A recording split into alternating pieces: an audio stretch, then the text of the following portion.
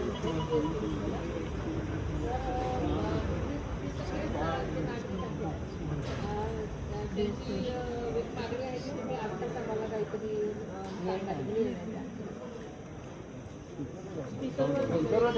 मिनिटं शांत राहा. हॅलो, नमस्कार साहेब. नमस्कार. आमची अशी इच्छा आहे की ज्या मुलीवरती हा अत्याचार झालेला आहे त्या मुलीच्या आई वडिलांसोबत आपल्या भारताचे केंद्रीय मंत्री अमित शहाजी यांनी त्यांच्याशी बोलून त्यांच्याकडून आम्हाला आश्वासन पाहिजे. तुम्ही तो पाठपुरावा करावा म्हणून महाराष्ट्राचे गृहमंत्री आणि मुख्यमंत्री म्हणून तुमची जबाबदारी आहे. म्हणून आम्ही तुमच्याकडे त्याच दृष्टीने बघत आहोत. आज त्या मुलीचे आई बाबा मेल्यासारखे आहेत साहेब. आम्हाला तुमच्यावर विश्वास आणि आहे. आम्हाला तुमच्यावरती पूर्ण विश्वास आहे.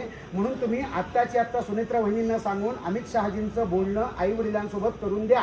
तोपर्यंत आम्ही त्या मुलीचा अंत्यसंस्कार होऊ देणार नाहीत. त्या माणसाला त्या माणसाला आई वडिलांसमोर आणून त्या आई वडिलांनी ठेचून काढायचे. बस आम्हाला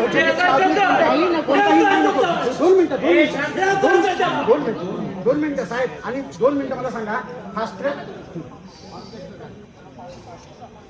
हा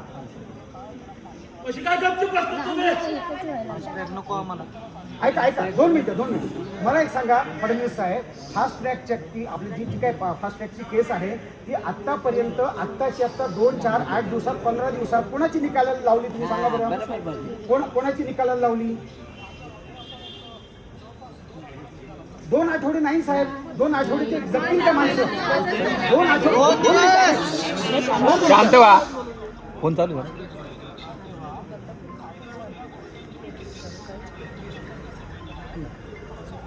बरं ऐका. नाही ना बरोबर. बरं आम्हाला भडकवून बोलायचं नाही. पण मला एक सांगा, जर न्याय व्यवस्थेने जर त्याला 2-4 शिक्षामध्ये जर त्याला बाहेर काढलं जेलच्या आणि तो मस्त मोकाट फिरतोय आणि असे बलात्कार करत फिरतोय, मग न्याय व्यवस्था तेव्हा काय झाली होती? तेव्हा तुम्ही म्हटले का त्यांना कायदा वगैरे हातात घेतला नाही घेतला? हां बरं साहेब तुमच्यावर विश्वास आहे बरं का पूर्ण. सुनेत्रा वहिनींना सांगा की जोपर्यंत त्या आई वडिलांना अमित शहाजी केंद्रीय गृहमंत्री म्हणून 2 मिनिट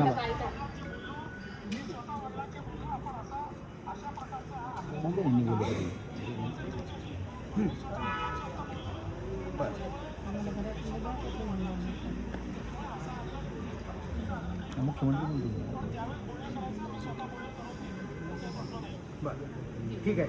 तुम्ही मुख्यमंत्री म्हणून ह्याचा पाठपुरावा करावा अशी आमची विनंती आहे. फास्टॅगच्या पुढे काही असेल तेही करा साहेब.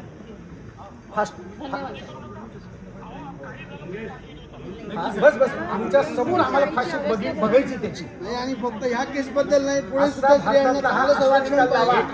त्याच्यानंतर ह्या माणसाला फाशी दिल्यानंतर अशी घटना घडू द्या की सगळ्यांची फाटली पाहिजे. पुढे अशा घटना घडणार नाही अशीच शिक्षा व्हायला पाहिजे. मागे जाऊ दे.